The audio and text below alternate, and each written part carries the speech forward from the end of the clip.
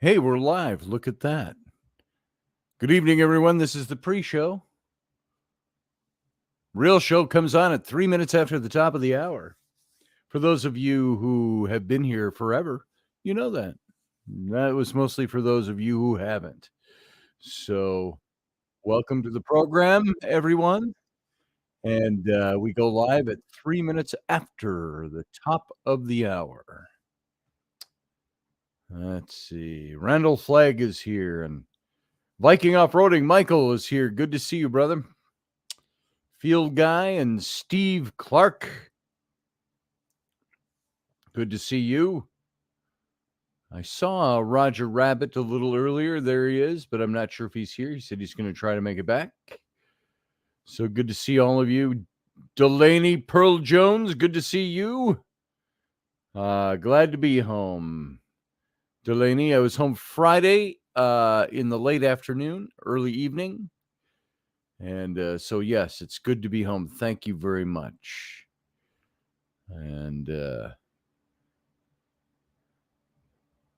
so then I was helping my friend. It was Sunday during the Sunday show. She came on, Heidi, Heather, Heidi.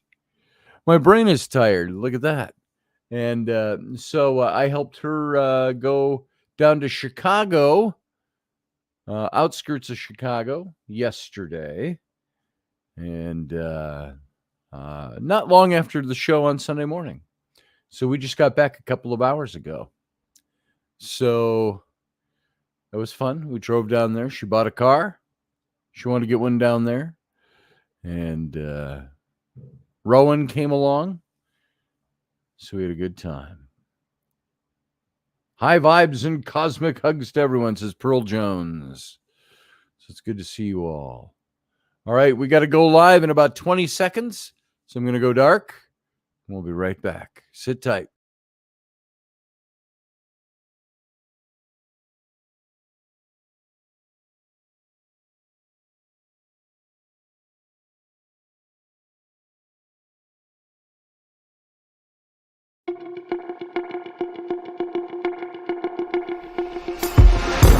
The Intrepid radio program with Scotty Roberts. Intelligent talk.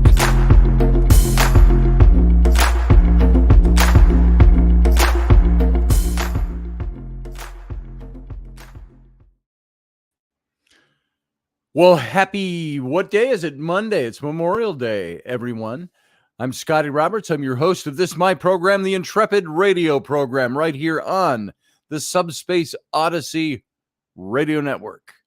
And you can hear the audio version of this show on the radio stream over at subspace.radio or odysseyradio.com.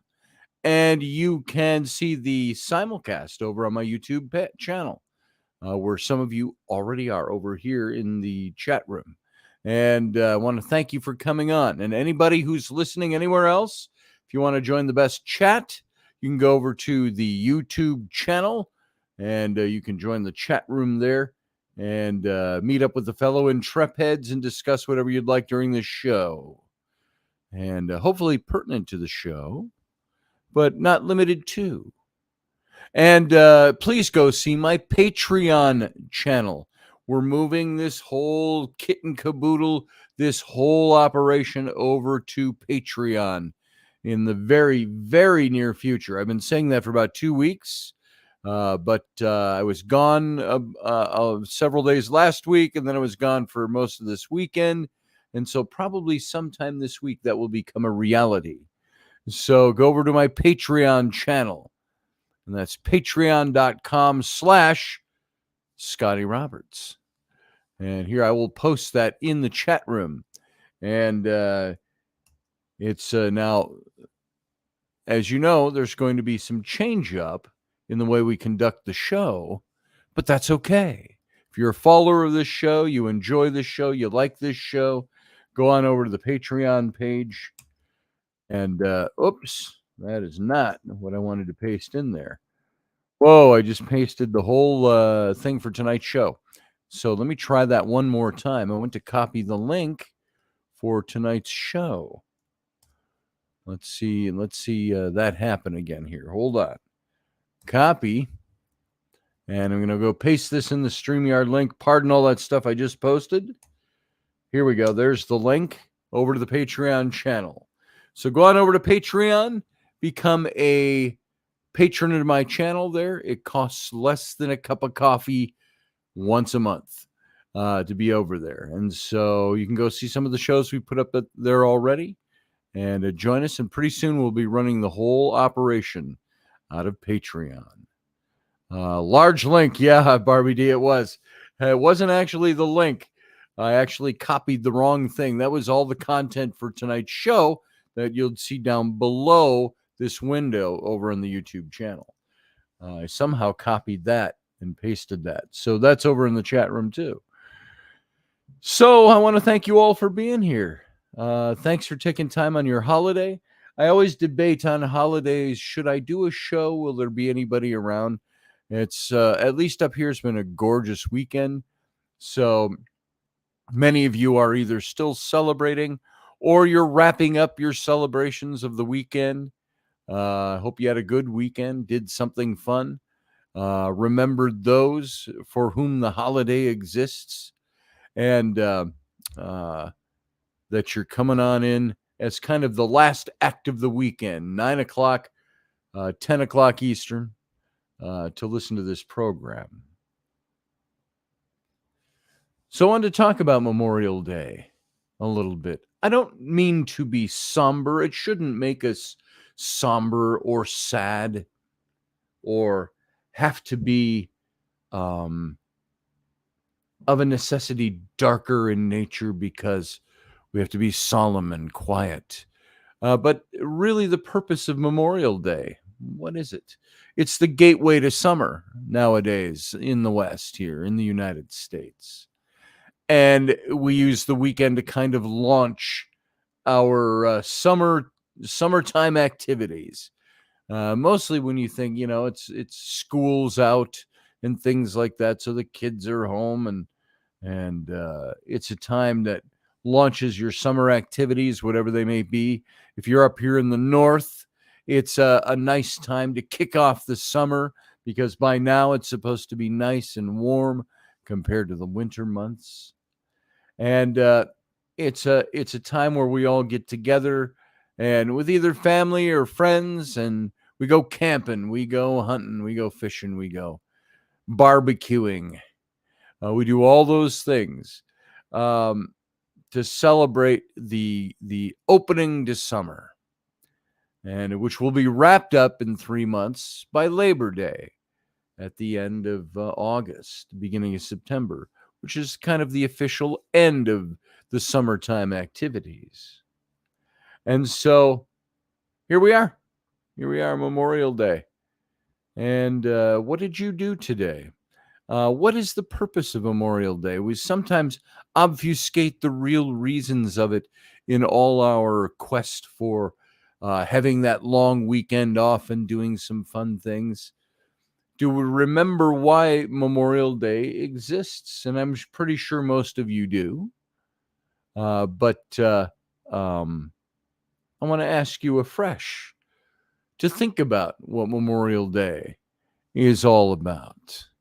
And I've got a few things here, as I normally do, that kind of kicks off this whole thing I want to talk about with Memorial Day today. And as we all know, it's about making time to honor America's fallen heroes. And unlike Veterans Day, which is a time to honor all of those who wear the uniform, all who are in the military in a time of war and peace, Memorial Day is strictly a day that we've set aside for acknowledging the men and the women who gave the ultimate sacrifice while defending their country. It's those who passed on in the service of this country. What does Philip Blair say in the chat room? Die first, then quit. Jesse Ventura. To remember people like this. Yeah. And while it's sometimes hard for us to put appreciation of this magnitude into words, I've gathered up a bunch of quotes here and a bunch of articles and things that I looked at and things I wanted to share with you about Memorial Day, because it's sometimes hard to articulate it without either being maudlin and sad or darker in essence about it, to say, look, get somber, sober up. This is Memorial Day. Yes, it's a time to have that gateway to summer, but also a time to remember those who've fallen in defense of our country and standing up for an ideal. I remember there was an old Bible verse where God said, and I sought for a man among them who would stand in the gap and defend. And in that particular passage, it said, but I found none. This is about the people who've stood in the gap, who have made it their purpose to be able to defend our country, but then who in so doing have given their lives for this country. Rainey's own brother, who she never knew. I brought this up not long ago on the show in a different context, but she had a brother whom she never knew existed. He was from a branch of the family after broken families, and he was part of the family she had never known.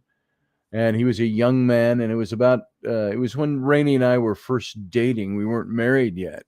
So this is about 17, 18 years ago. And he was a young man in his mid-20s, and he had gone voluntarily. I think he was on his 4th tour of duty in Iraq.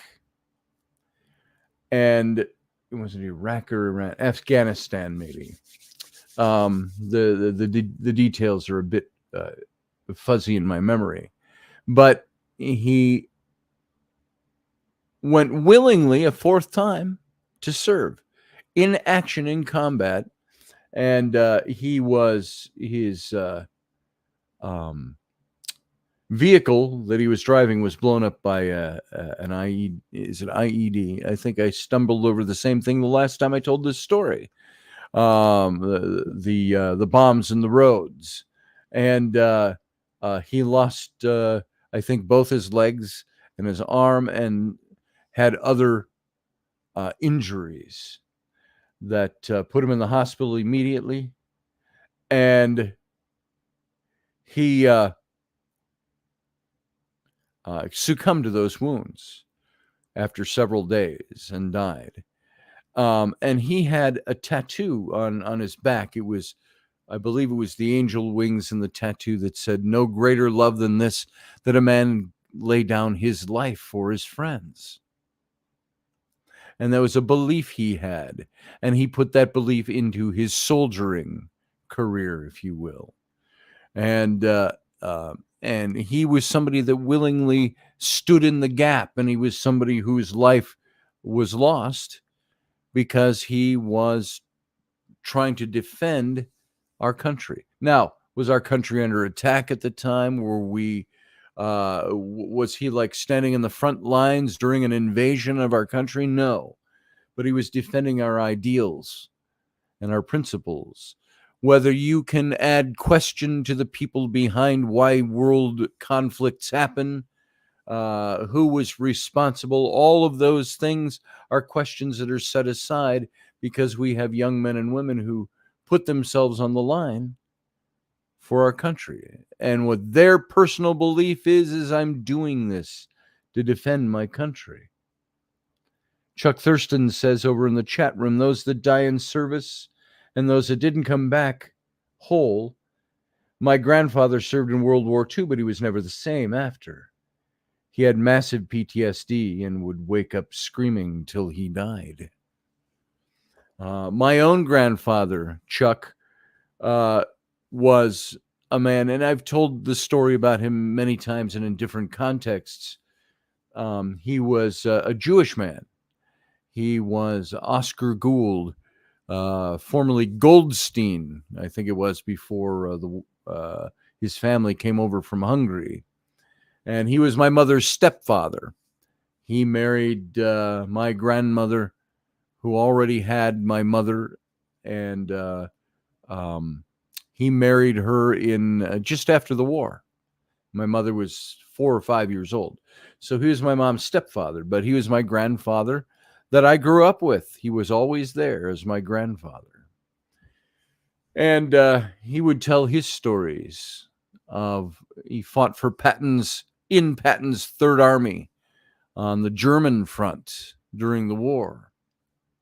And there was one point where he had gone AWOL from the army when they were in after he called it the crossing of the bloody Danube, and he left without leave, went AWOL to see if he could find any of his family in Hungary. And this would have been in 1945, I believe it was. And when he got there, he found that the village where his relatives still lived had been emptied. They had all been deported to the concentration camps and the death camps. And so he never knew any of those people, and he could never find them. The village was emptied. And so that was a story he told me of the time he was in the war. And he talked, I remember and Chuck, you were talking in the chat room about how a PTSD that your grandfather brought home with him that he suffered from the rest of his life. My grandfather sat, and I set up a camera, and it was an old video camera, the big video cameras you would put over your shoulder, and I set it up on a tripod, and I interviewed my grandfather, and I just wanted to get his experiences down. And so I set him in a chair in the living room, and the lighting was nice and all of that, and I filmed him talking about his war stories over several days.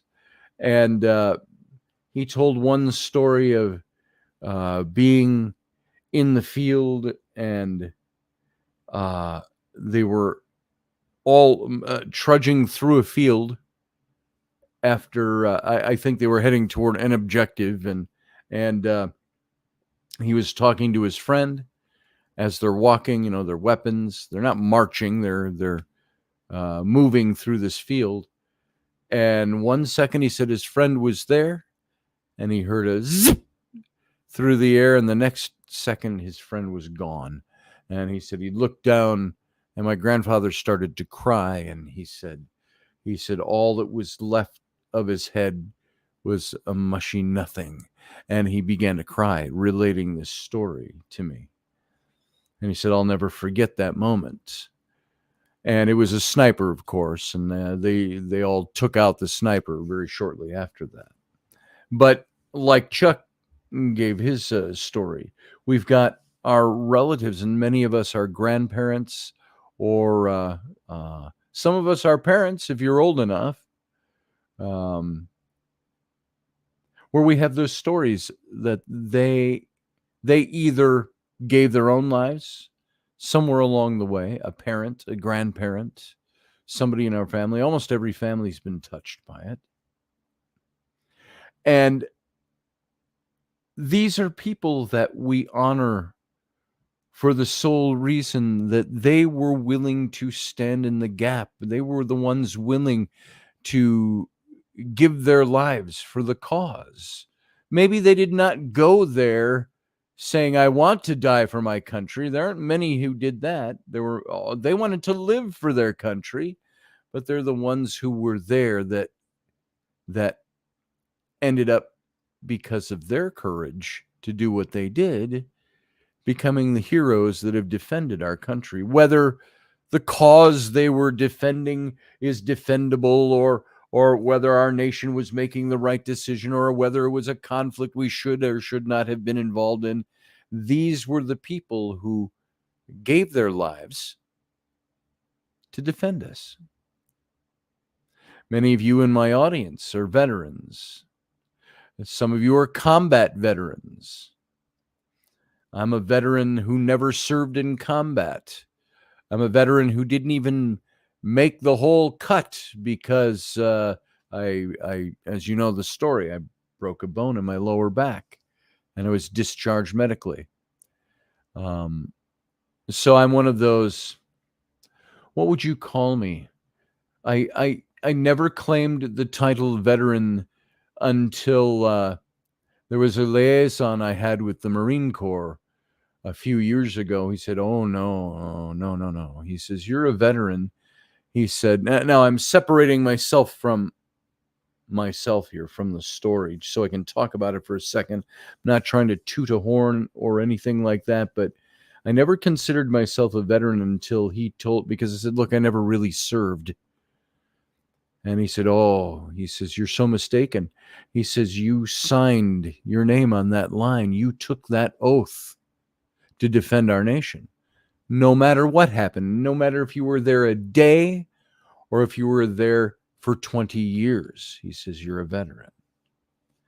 And I said, well, that certainly changed my perspective on that. So I'm a veteran in only in the sense that I joined up and said, I'm willing to do this. It didn't last long. I was there less than a month when I had my injuries that ended that any potential military career I would have had.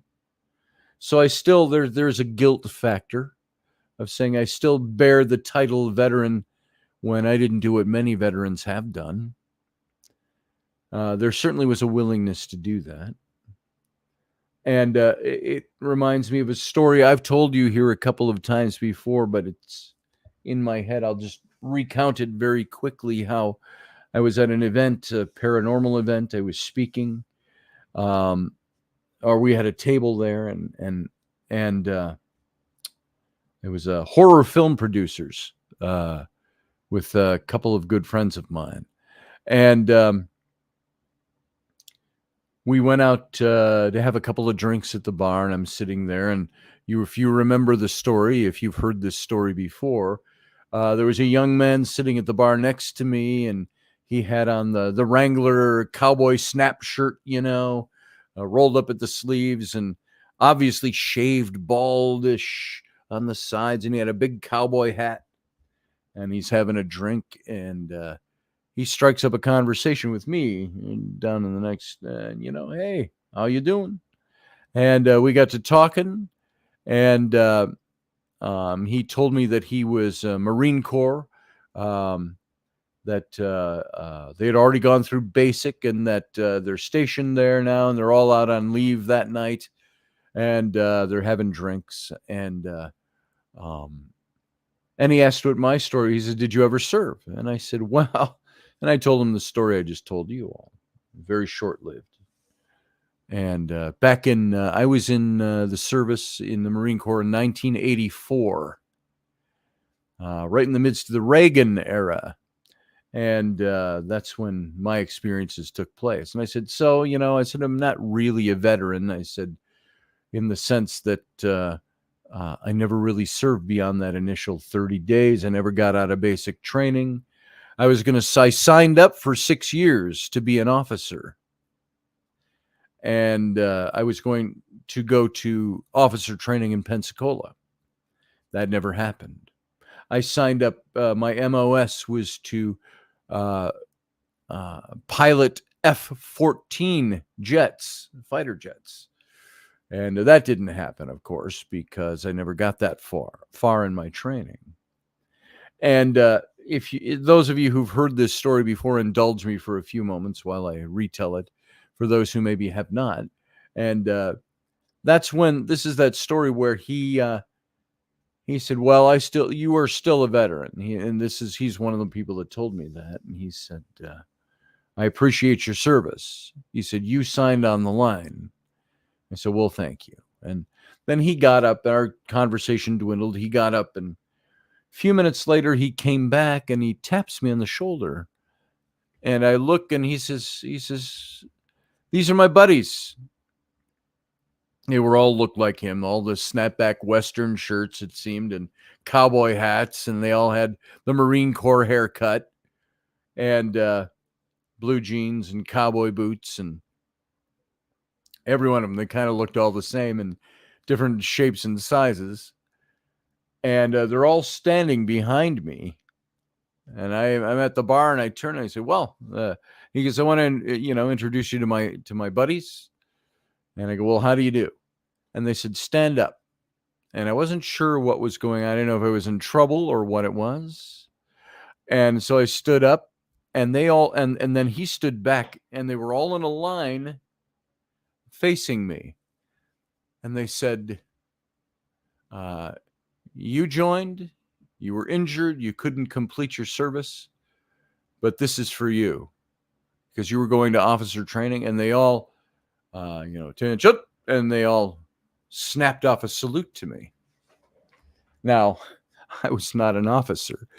I had not served. I had not had my officer training. I had only signed up to do so and couldn't do it because of the injury and was discharged. And but they all saluted me. 5 of them, I think, total. And at the time, that, it brought a tear to my eye. And then they all shook my hand and they said, thank you for your service. And I was a bit dumbstruck. I couldn't speak. And I thanked them. I said, I should be thanking you. And they said, no, thank you. Because you served.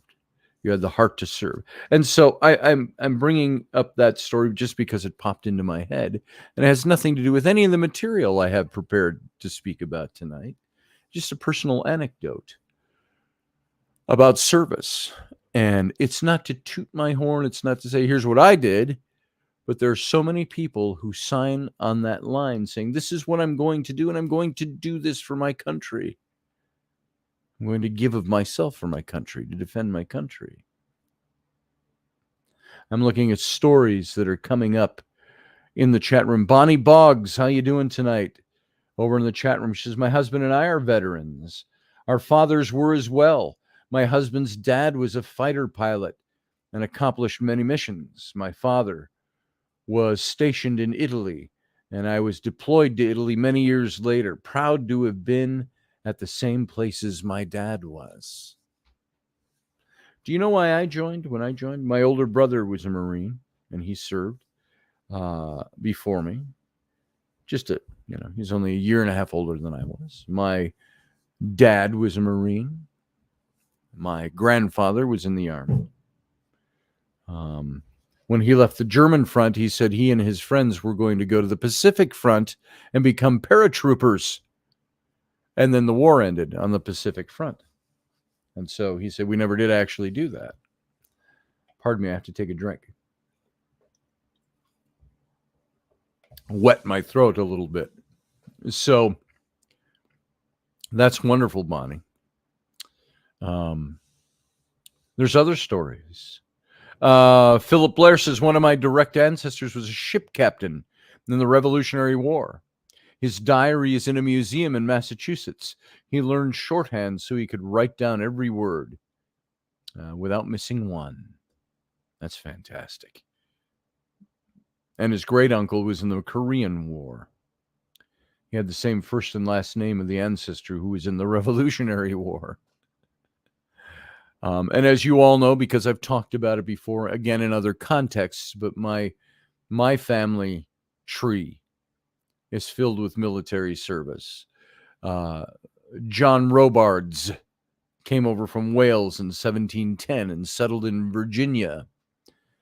And his 5 grandsons all served in the colonial army during the American Revolution. One of my direct descendants went into that, is from one of those 5 grandsons. And so they all served in the American Revolution in the colonial army. So we've got, only they were not Roberts, they were Robards. And as you can tell just by saying the word, somewhere down the line, 2 or 3 generations later, that was a clerical it was either a typo or an accent, but it changed the name from Robards to Roberts. So it's very interesting. That's my direct line. And if you're just coming in, welcome, by the way. Steph Cuervo Queen is here. Good to see you. And Elderberry is here. Let's just do a little roll call. Philip Blair is here. Chuck Thurston, Bonnie Boggs, Steve Clark. Michelle Kenham Free is here. Good to see you, Michelle. And if I go back through the chat room, these are just the people who are in the chat room. It's not everybody who's here. These are just the ones that have actually signed into the chat room and are listening via the chat room. Claudette Malspina, Malespina. Your grandfather did the same. She said after screaming at night. It was very sad. PTSD.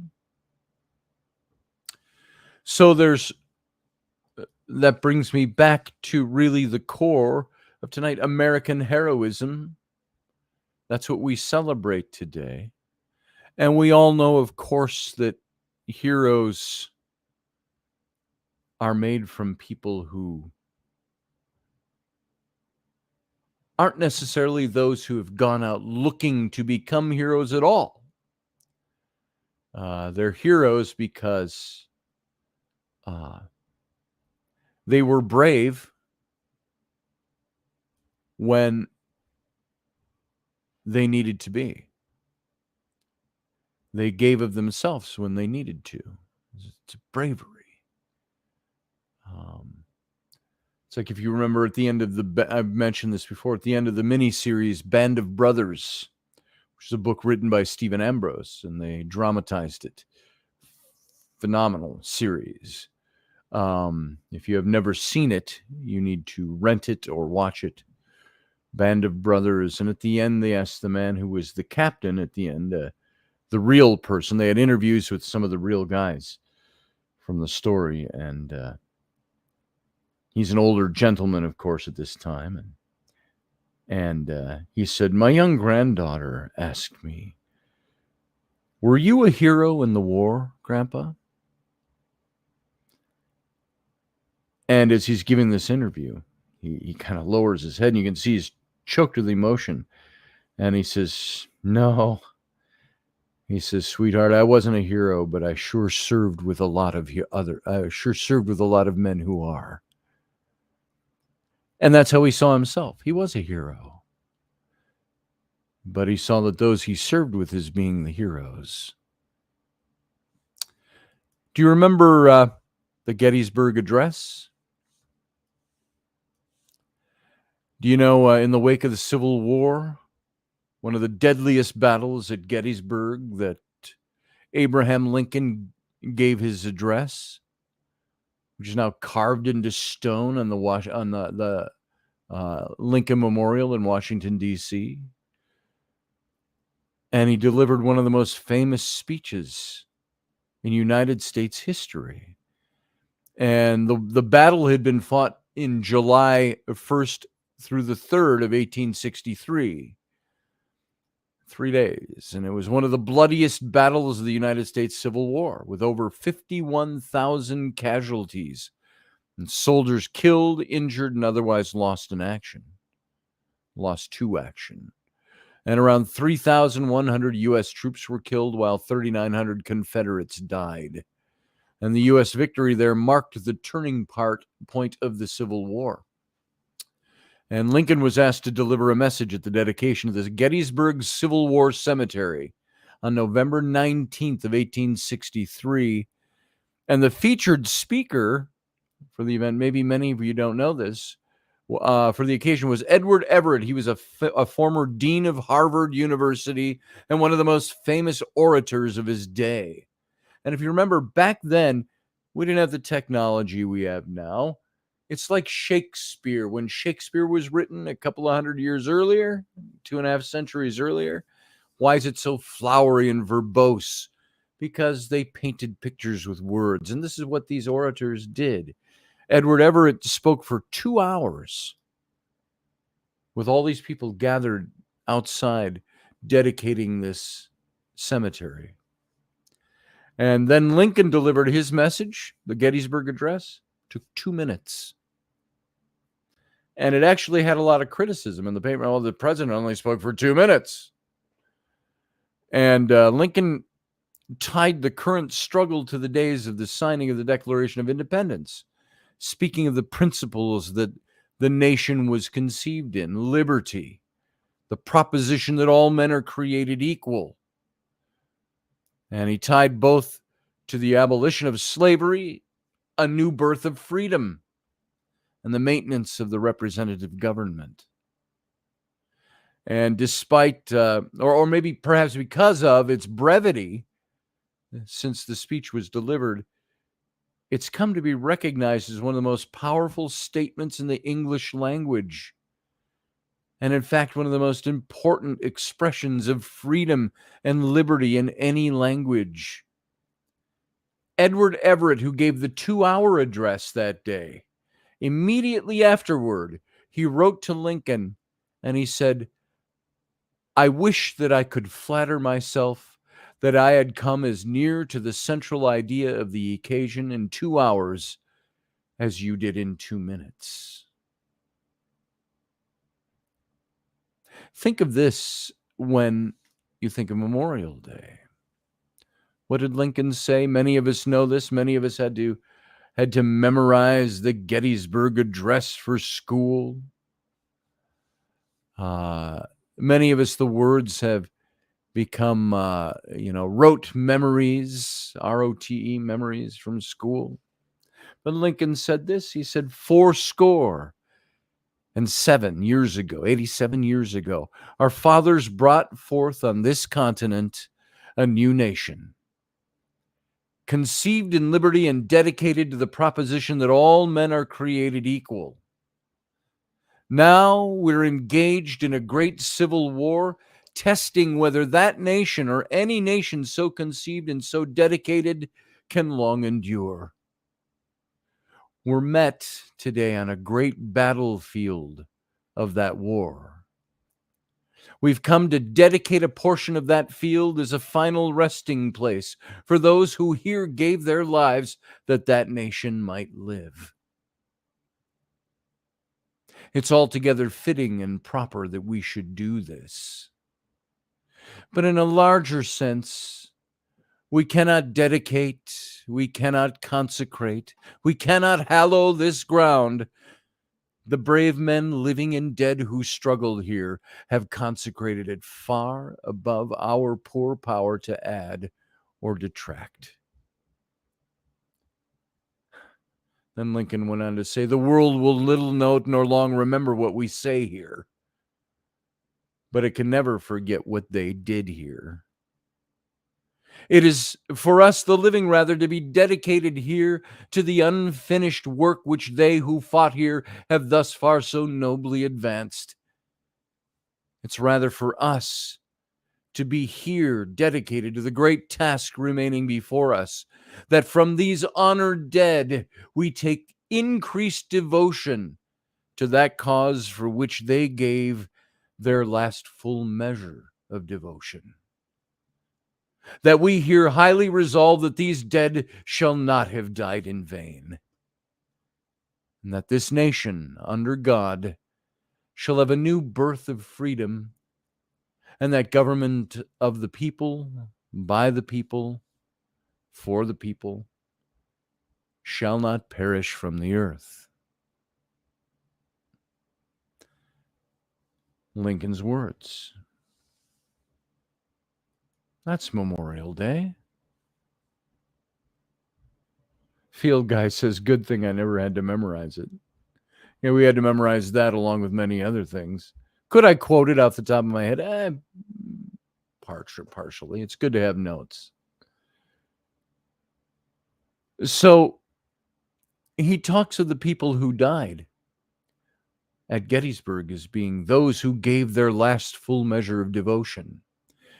You can give devotion without necessarily wanting to die. You think everybody who died at Gettysburg wanted to give their life? No, they wanted to fight for what they believed in. but they were willing to die if they had to.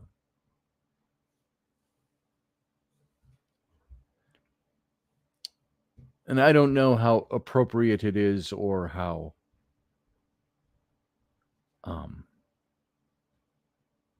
much this actually fits into what I'm saying, but I'm reminded of, was it Pickett's charge in the Civil War at Gettysburg? I don't know if I'm correct about that. Please, somebody correct me if I'm wrong. But it was when the Irish Brigade and the Confederate Army were charging the Union lines, or the other way around. The Union were charging the Confederate lines. And it was Irish on Irish.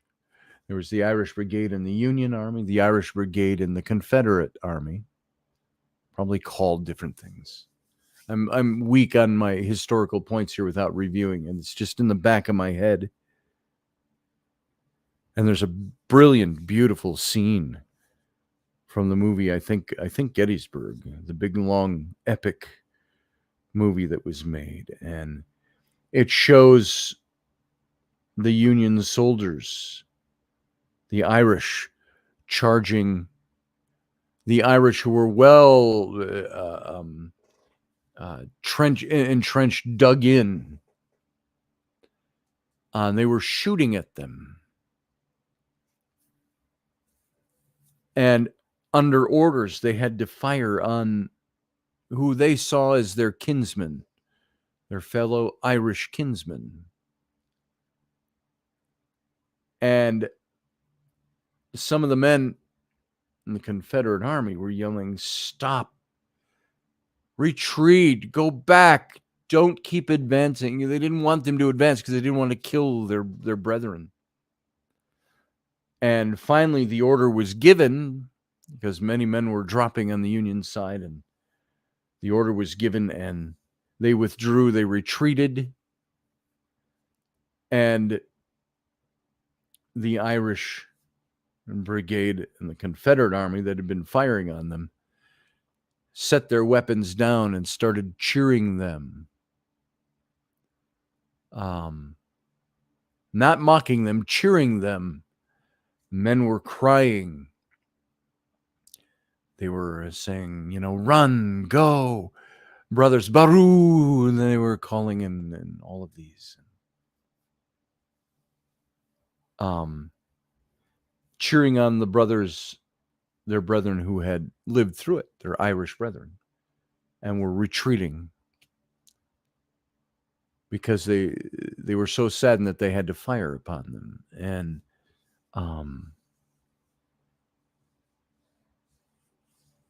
I was a Lincoln fan, field guy, I've got to say. If you want to talk to somebody who's a big Lincoln fan, if you will, or aficionado, Dan Madsen, my friend Dan Madsen, he has a mini museum in his home of Lincoln artifacts and books and writings and things. So, but Sarah Yusuf says it's very humbling to think of all who sacrificed their lives and underwent some form of torment or trauma for us to live the life we live now. That's precisely it, Sarah. My friend Jim Miller, who used to be our neighbor when we lived over in a few years ago when we lived over in New Richmond, he was our neighbor across the street. We lived there for 5 or 6 years, and he was in Iraq and served there, and he suffers from PTSD. But I think of him because he is someone who didn't go there to come back home and suffer from PTSD. In my reckoning, Jim is a man who gave his life. He's still living. And he's a happy man. He has a happy life. But he has this PTSD, which is something he struggles with every day.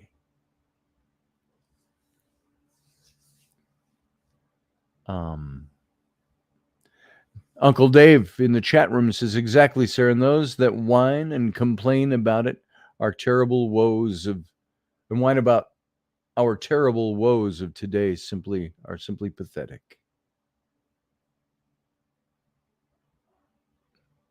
Very true.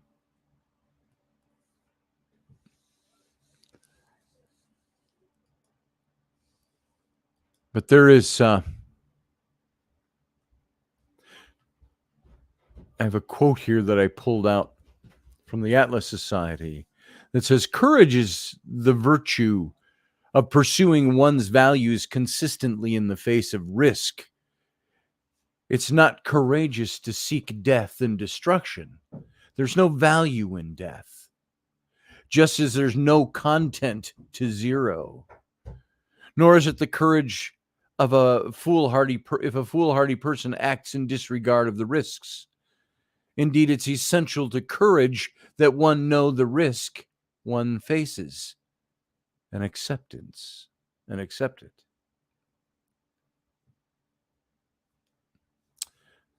This is from an article that was written post 9/11. It talks about how the terrorist attacks of September 11th showed us good and evil, heroism and villainy. There were people who stared death in the face and set their fears aside. They did what they thought needed doing.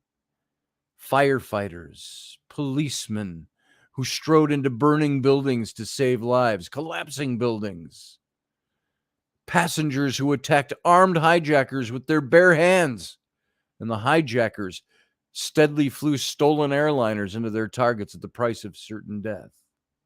Given this basic similarity, why were some acclaimed as martyrs and heroes, while others were deplored as fanatics and villains? Is the only difference whether the moral assessment emanates from New York City or from Kandahar? It's a question that God asked. Death is the ending we fight against all our lives. So it's appalling to think of countless lives lost and horrifying to see magnificent buildings utterly destroyed.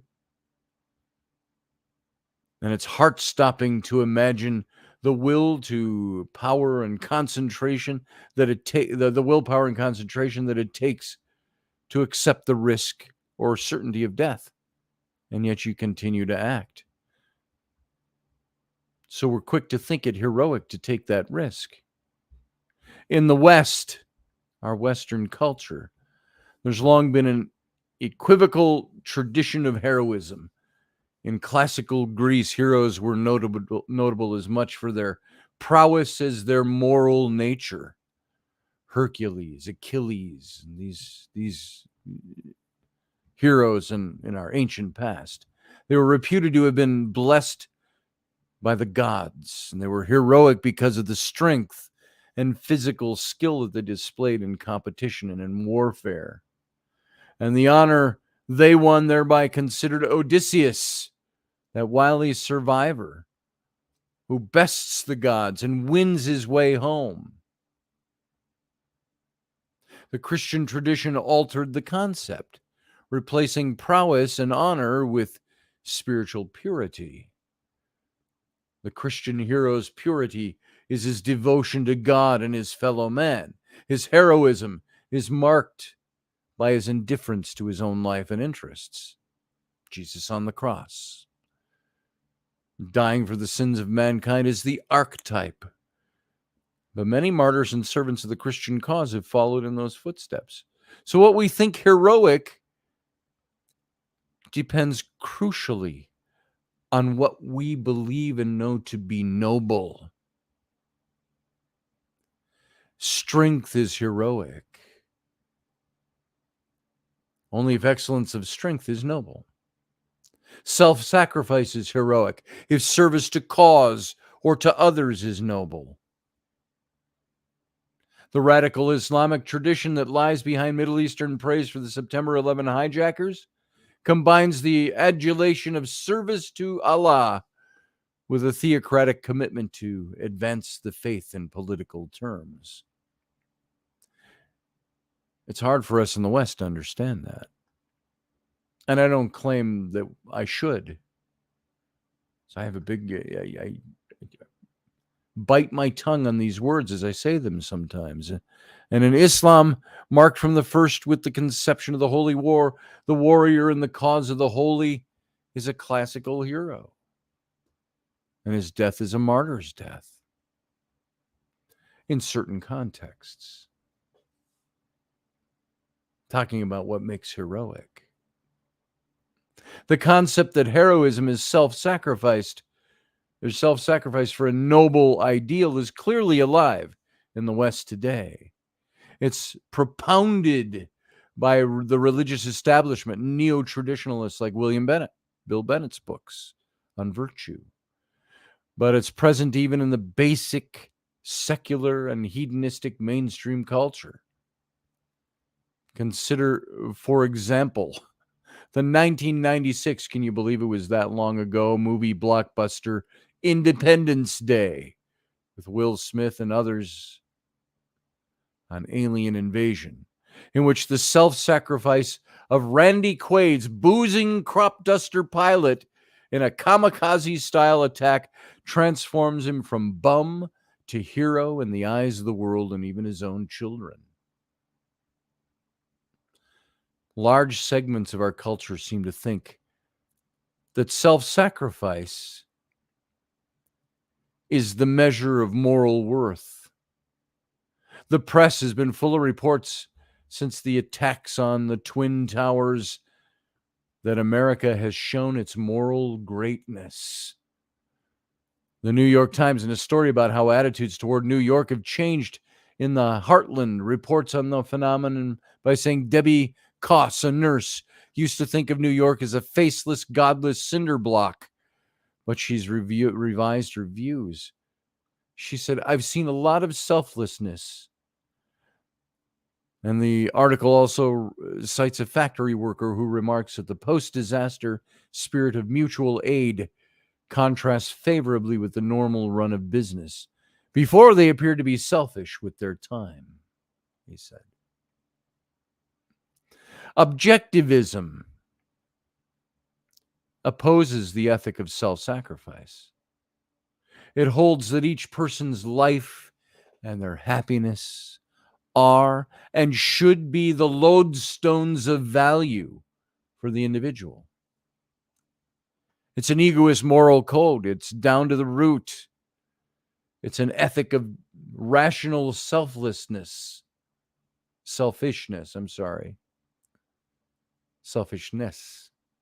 There you go. And principled self-interest. And in correspondence with its ethical code, objectivism implies an idea of the hero, which we see realized not only in the crises like September 11th attacks, but also in the normal run of business and the acts of people who are selfish with their time. The objectivist view of heroism is bourgeois. It's industrial age advance from the classical heroic ideal. And the classical hero was strong, or perhaps he was cunning, but his essential character was the admirable excellence of a victor in zero-sum conflicts like War of the Olympic Games. Bourgeois heroism is exemplified in this rational, professional, productive excellence. And, for example, a scientist who wins a Nobel Prize for achievements in his field is a hero to his peers due to what he's created. In the same way, someone who develops new products or opens new markets is a hero. Wasn't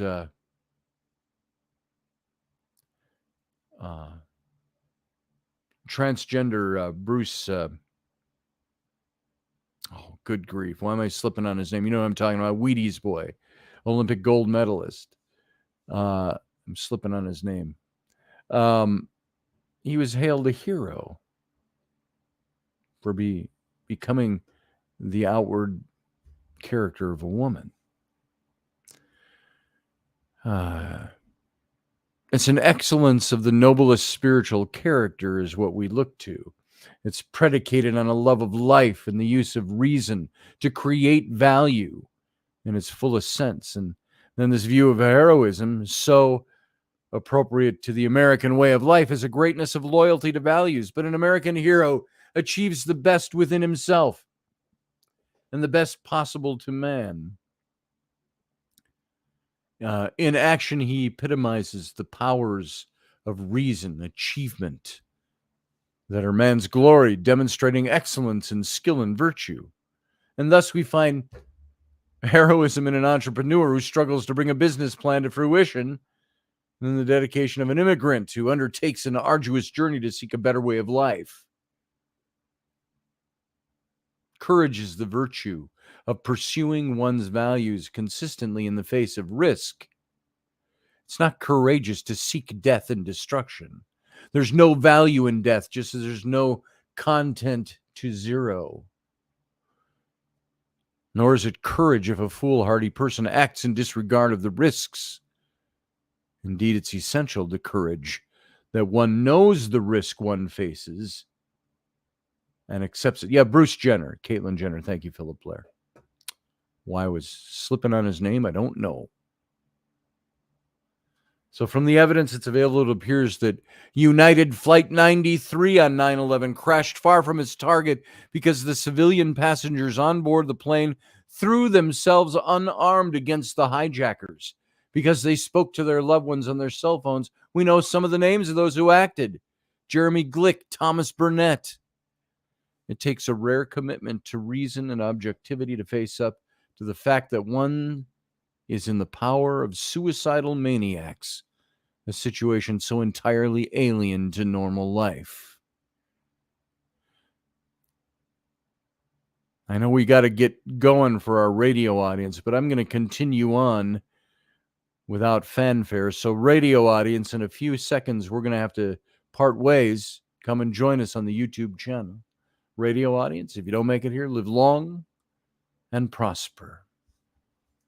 Let's continue on with this. There was a myth that was circulated in the press that the passengers of Flight 93 sacrificed themselves to save the nation's capital. In fact, at the time they hijacked the hijackers, there's every reason to think that they had a reasonable hope of survival. And so this myth is driven by the altruistic conception of heroism, which permeates the cultural subconscious, steeped as it is in the lifeboat stories so prevalent in college courses on moral problems. Let it be said that were this myth true, there would still be much to admire in the integrity and the benevolence of a person who would not abandon his values in the world, even in the face of his own certain death. To live as a human is to live by reason and to live by principle. So it's admirable and moving to see a person face his own demise, his own death, his own ending with the same virtues that he lived his life.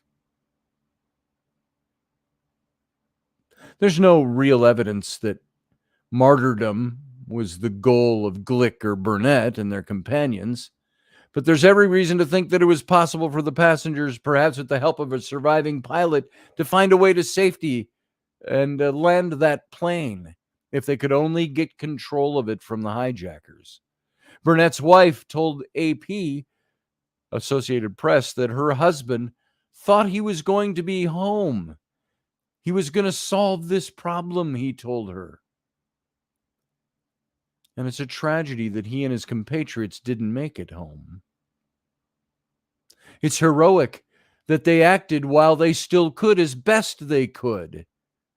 It takes a rare love of life to throw oneself into a one-sided battle against the odds, risking injury and death for a chance to make it through. That's the hope of the lover of life. That even the direst problems can be solved. It's a characteristically American hope, and a striving to bring it about under the direct and most unforeseen of circumstances, that it takes greatness in many dimensions. It takes American heroism. The courage of the firefighters on 9/11 and the emergency workers in New York and elsewhere is of a special order because of the risks they routinely face. But firefighters are professionals committed to preventing fires and to cope with the danger. In the objectivist view, a person who trained for this profession is a hero for pursuing his profession effectively, prudently, courageously. The firefighters and the policemen who raced into the Twin Towers. Many of us were alive and functioning. I remember I was working at an ad agency at the time, and I walked into the ad agency that morning, and everybody was already in the fishbowl, our conference room, watching these events on TV.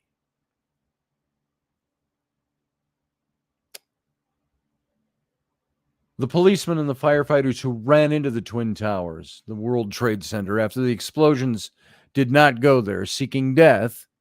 They did not go there seeking death. It almost said sorry, my tense sounded off there. They didn't go there seeking death. They went there seeking to save lives. They were all trained to cope with the dangers such as fire and smoke, and no one expected the sudden collapse of the towers when it came. The fallen firefighters' heroism lies in their steadfastness to their professional values. But it was heroism equaled by the surviving firefighters and rescue workers who worked with the same steadfastness in the face of the same risks. By an objective standard, by the standard of loving life, it's not facing death that makes a hero. Even those who hate the good can face death, and anyone who loves destruction can find it. Heroism is a positive achievement, an excellence of skill in living.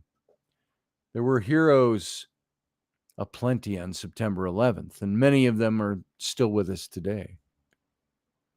And there's more heroism every day as the productive genius of our society works to better our nation. Our soldiers who have lost their lives, they didn't go into battle hoping to die. Maybe you had your rare few who said, I want to die for my country.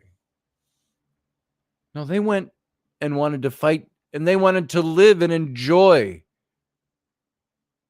what they were fighting for. And so many have not.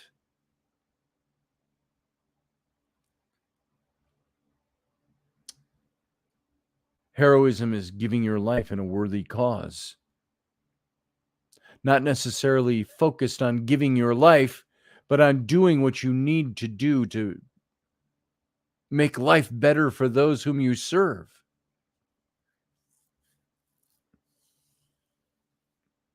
So Memorial Day. We're remembering those who died in the service of giving us something better.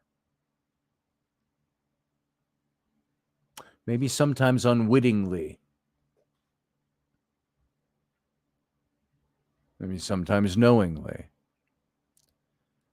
We all have heard the stories of the men who march into the face of death, knowing I'm probably not coming out of this.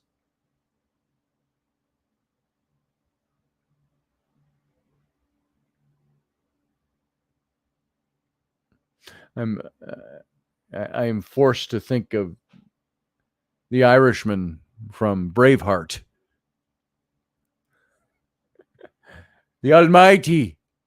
I don't remember the quote. He basically says, paraphrasing, the Almighty says he'll get me through this, but he's pretty sure that you're fucked.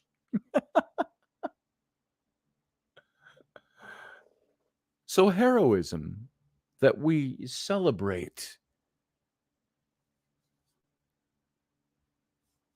on Memorial Day.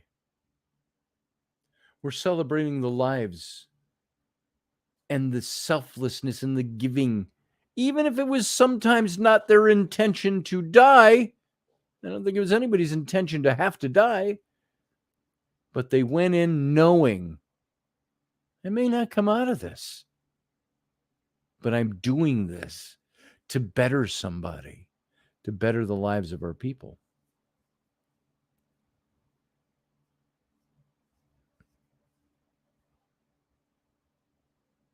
Sarah, I'm not sure which quote you said sounds like a Jesus quote. I can't remember what I said. I can't remember which one you're thinking of.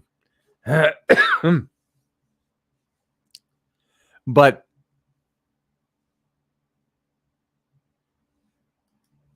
I have all kinds of quotes that I pulled up for Memorial Day. Memorial Day is all about taking the time to honor America's fallen heroes.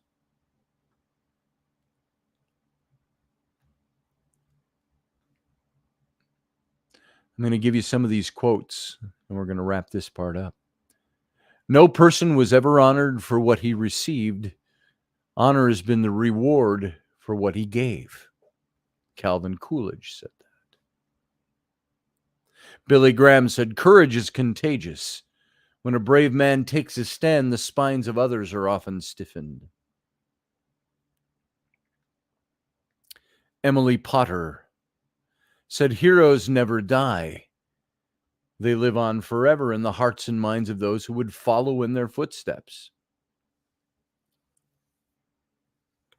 He loves his country best who strives to make it best. Robert Ingersoll said that. Thucydides said, the secret of happiness is freedom, and the secret of freedom is courage.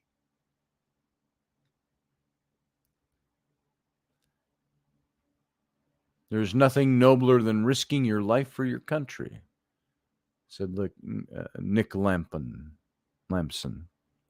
Rainey's own brother who died with the tattoo on his back that said, no greater love than this, than a man lays down his life for his friends.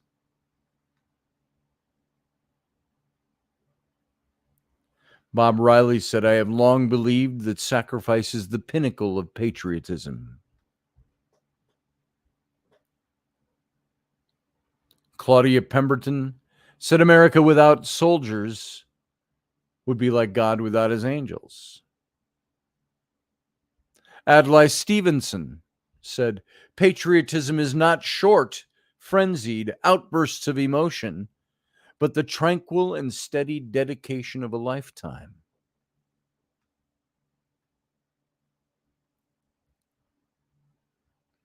Elmer Davis said, this nation will remain the land of the free only so long as it's the home of the brave.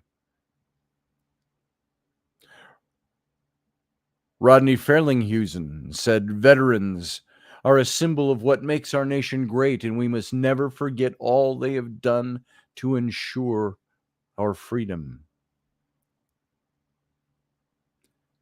Minot Savage said, or Savage, if you will, the brave die never. Though they sleep in dust, their courage nerves 1,000 living men.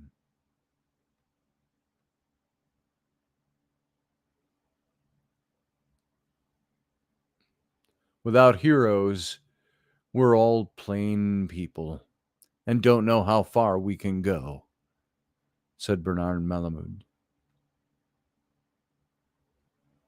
We don't know them all, but we owe them all. It's unknown. Don't know who said that. May we never forget freedom isn't free. America is hope. It's compassion. It's excellence, said Paul Tsongas. That's the one thing in discussion when I was gone this weekend for the last 2 days with Heather Marie, running to help her get a car down in Chicago, and my 11-year-old Rowan, who you all know so well, came along with us. She thought it'd be exciting to sit in the back and ride with us this whole trip. And we were talking about some of this stuff to her, Heidi and I, or Heather and I both. I keep saying Heidi. It's just on the tip of my tongue, and I don't know why.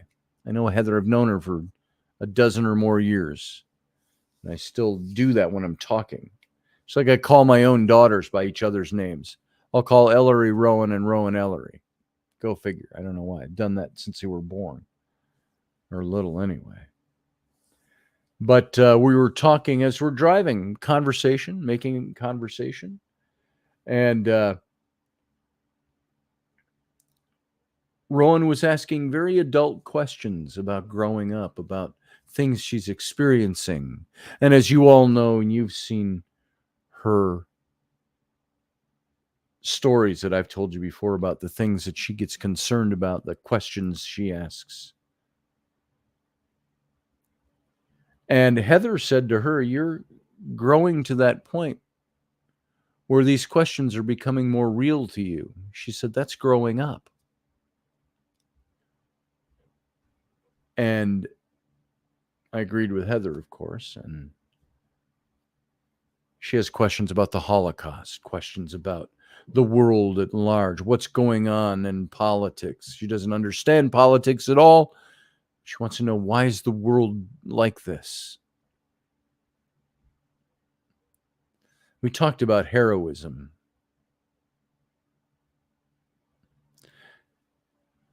And I brought up that example, which I've spoken about before, again in other contexts.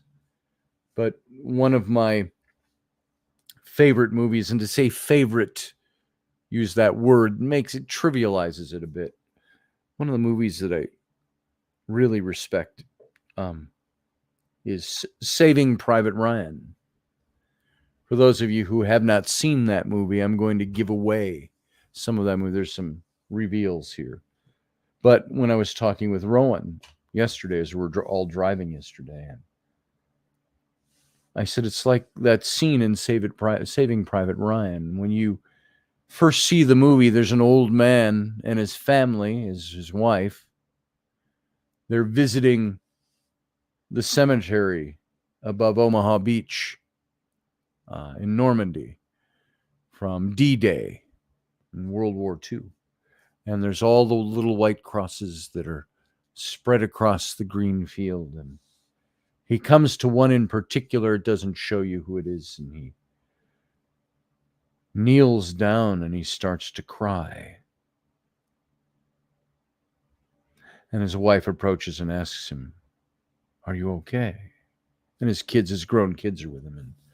And it quickly morphs to D-Day. Tom Hanks is the captain, and they're all storming the beaches at Normandy. And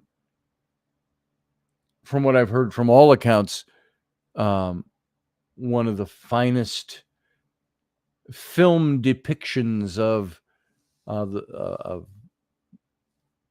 beaches at Normandy ever put on film was by Steven Spielberg at the beginning of Saving Private Ryan.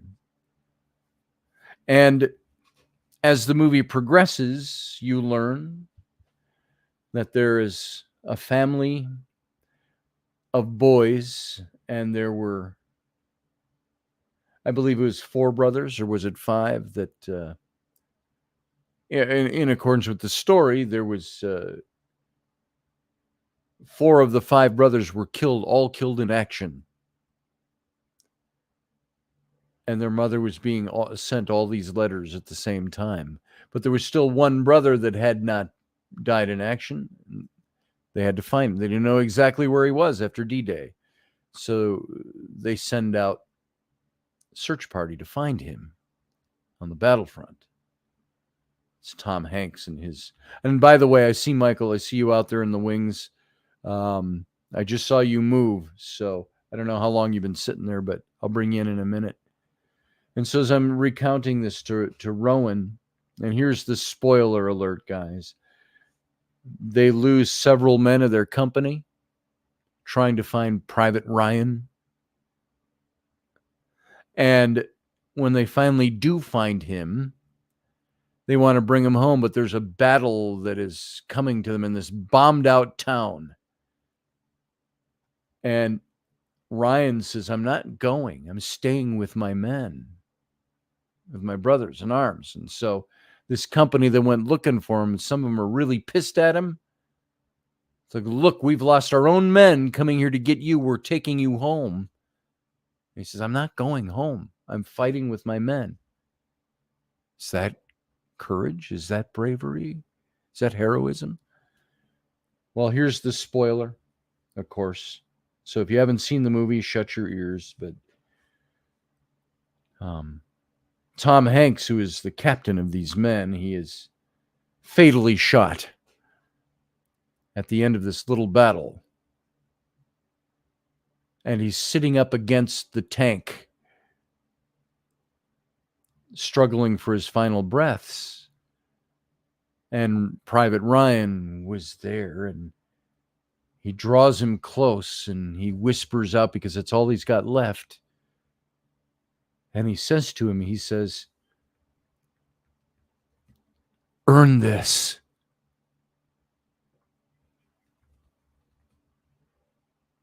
And he dies. And Ryan stands up, and the camera is looking at him, and it morphs back into the old man from the very opening of the movie, who is kneeling at the grave crying. And his wife says, are you okay? And he says, and he looks at her, and he said,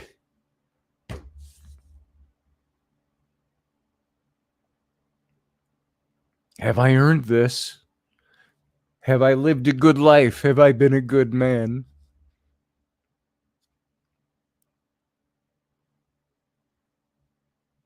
And this is when I was talking to Ro yesterday. It chokes me up every time I talk about it. I'm sorry. It's the emotion of it that can overwhelm me. But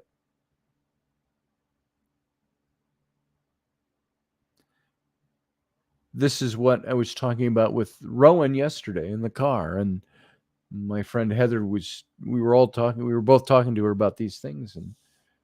And Rowan was very intently listening. And I choked up yesterday talking about it. I didn't think I'd get choked up again twice in 2 days about the same thing. But so this is life. This is what you're going to face in life. These are the decisions you're going to face. These are the things you're going to learn. And so this, to me, is what heroism is all about, what Memorial Day is all about.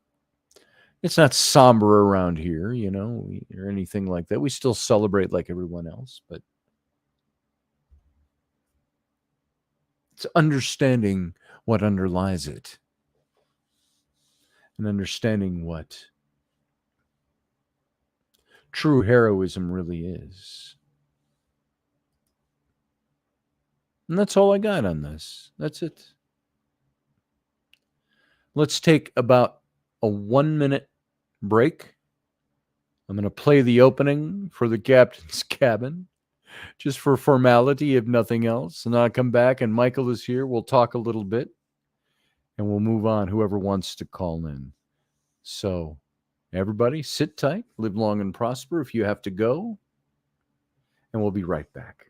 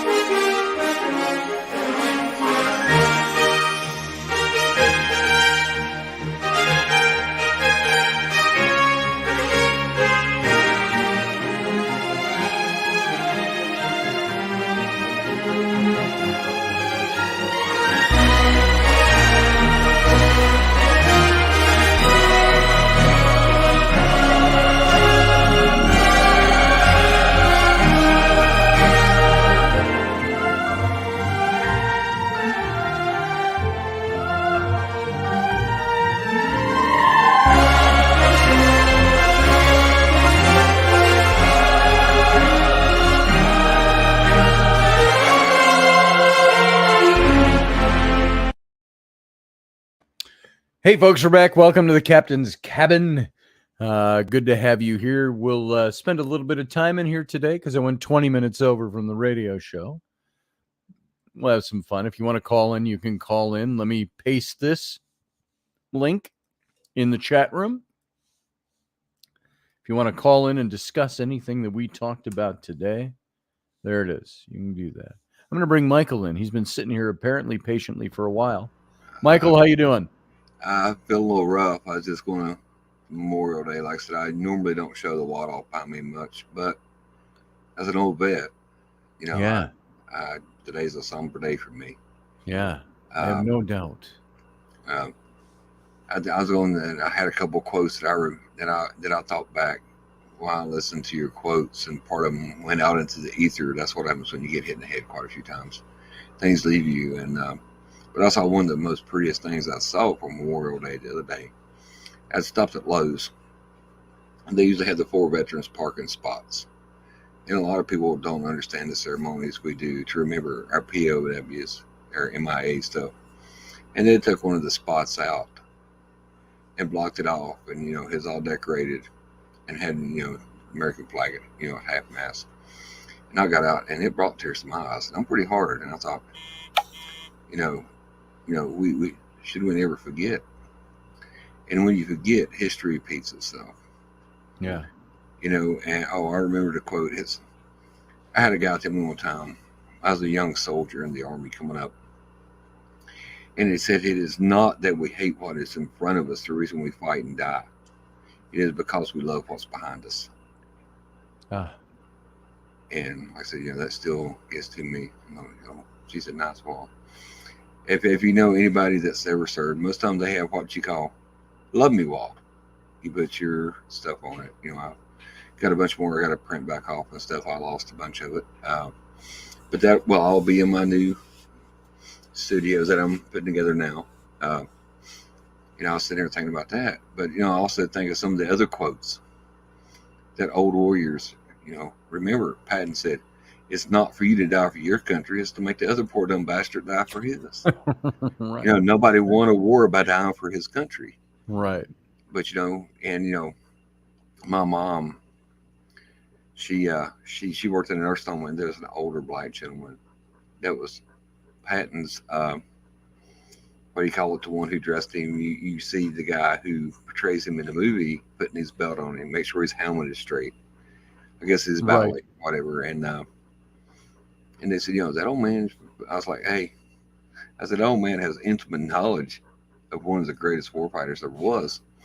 I said, you leave him alone. And I was young in the Army, but I was not going to let them disrespect another older guy who had did something that most guys would have killed to do. Right. But, I think about General Maddox. I think about Stormin' Norman.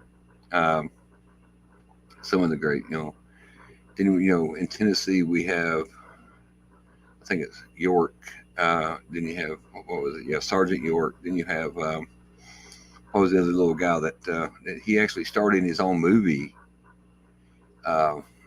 shooting, off the back of the tanks? Audie Murphy. Audie, I was going to say the cowboy, Audie Murphy. Yep. Yeah, Audie Murphy. I looked at, in the Army, you can go, they have certain, like, the clubs or whatever that you can see there and stuff like that. But like I said, I remember some of the quotes, and then it comes back from years in service. Like they're talking about the Marines. Everybody's like, Michael, what'd you join the Army for? I said, even Marines need heroes. Yeah. But I'm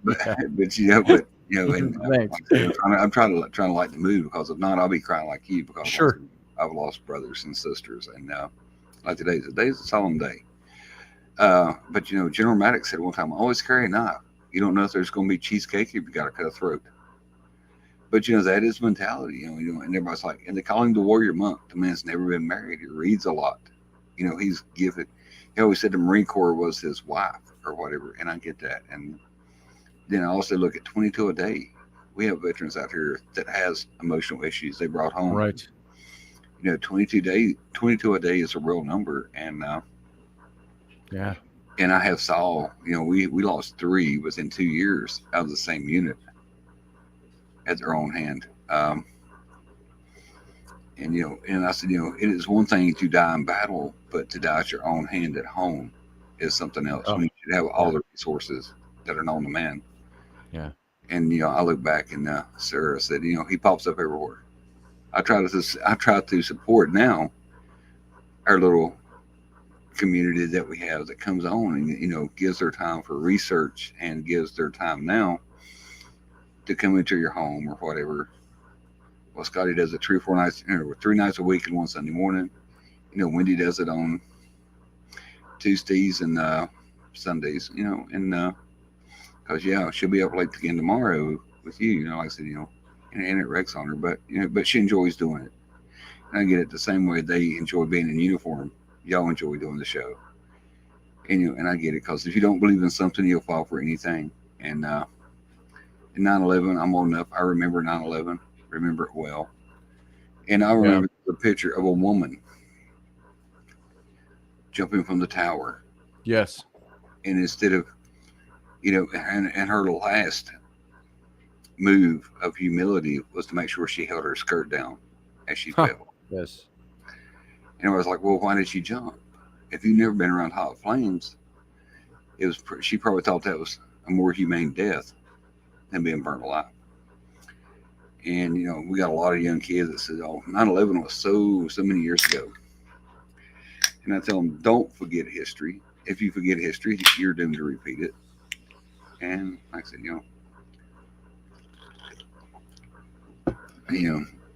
but like I said, my Uncle Joe was in the 501st. He was in dog company. He part, I remember when I told my grandmother, hey Granny, I joined the army, and she held up her pinky and she'd say, you get your damn pinky shot off like Uncle Joe. And I thought, if you go all through World War II and the only thing you lost is the pinky, you're probably doing pretty damn good.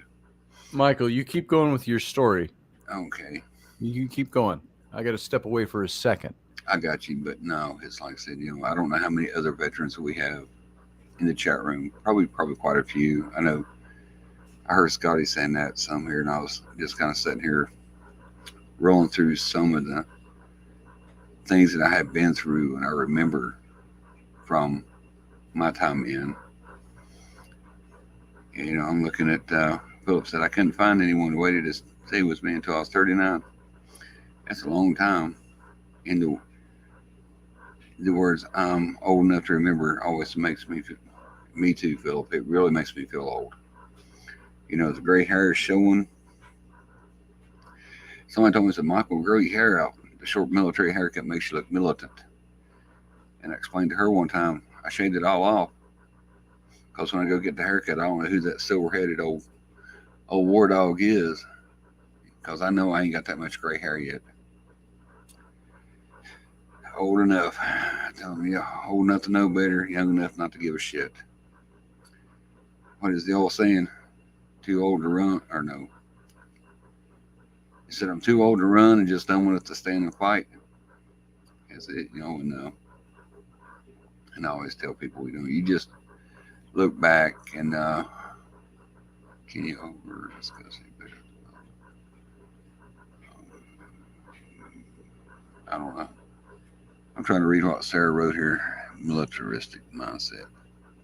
Can you just on a development of militaristic mindset?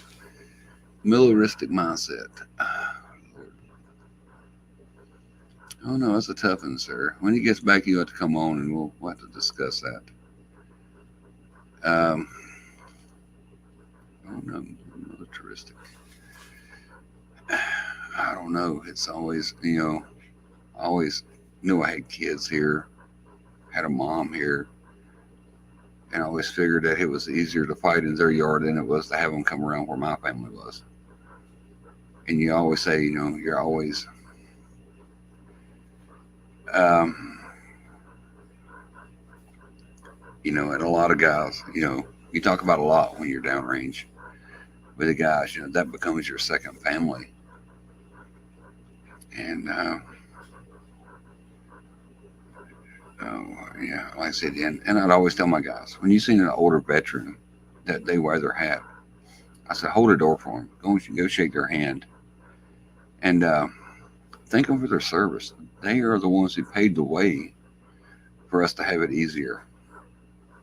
And every generation that brings another generation in behind them. They always say, "Well, ours is better. Ours is better," and I don't think so. When I started getting out of the Army, I could see the guys was younger. Oh, United States Air Force. Huh. Did you fly or did you work on them? I had an uncle who was in the Air Force. He said you either did one or two things: flew an airplane or shoveled bird shit off the runway. I had another uncle that was in the Navy. He just recently passed away. He is in Korea. My Uncle James has passed away. He is in Korea. And it took me a long time for him to discuss what he saw and what he brought home. He wasn't, hey, I want to go. They called him up and told him, hey, you got a letter in the mail. You got to go. And a lot of people don't realize that about World War II. These guys was pulled off the inner city streets. They was pulled off the farms and everywhere in between. And they said, well, they sent me a letter. I got to go. A few of them, aerospace ground equipment specialist. I don't know what that does. That sounds fancy. But, and later in life, I was talking to my uncle about that and asked him, what do you bring back? And he said, well, at the end of the day, they could grow more rice per square foot than he'd ever seen in his life. So I thought about that a lot. That young man had went to war, and what he thought of most was there's farmers here also. And it's better to be, a gardener or a warrior and a gardener than a gardener in a war. Showed us something written in ancient Greece that someone complained about a younger generation. Yeah. No, my service was to build things for the Air Force. Most of my crap is in space doing this. Oh, yeah. Chuck, one of my favorite aircrafts is the SR-71, which was built out of Skunk Works. I've made the trip to Wright-Patterson a few times and seen the YF-12, the SR-71, and some of the stuff they built. Them guys actually flew in spacesuits. During that whole program, they only lost one pilot, which is pretty amazing. Their defense and aircraft was just the whole ass. You just pin the throttle. But ground equipment maintenance, bomb trailers, generators, and much, much more. And I seen another thing. There was, I don't know how old you are, Steve, but he's talking about people in Korea, or I think it's Korea. They actually strapped a toilet to the bottom of one of the little propeller-driven bombers, so they could say they hit them with everything, even the toilet in the kitchen sink. So even the older warriors had a sense of humor, and he like I said, it's all okay. That's they're all design parts for. I bet he could help me with my drone. Like I said, the day, anybody's like, oh, it's for everyone that served. I said, no, it's for the ones who did not come home. Their time in uniform ain't up yet. They're still serving. I told them, I said, we get our day some other time. Somebody asked me the other day, when's Veterans Day? I said, I don't know. Somebody tell me it's time to go eat at Golden Corral. That they will remind me. But it's, like I said, when my uncle had passed away, we was looking out in our family of all the veterans that, from the ones that are still in that don't have gray hair to the older guys on canes. And I remember I looked over at my other cousin. He was in the Army for a while. And I told him, I said, damn, there's a lot of us. He said, what? The Brewer family? I was like, no. A lot of people who had no more sense than say, hey, I'll go. Send me. Yeah. He said, anything to get out of here. And, and that was the joke. And, like I said, a lot of them guys in World War II, they didn't have a choice. They got a letter in the mail and they was told, show up here. We're going to look you over. And they sent them off. One day you could be a school teacher.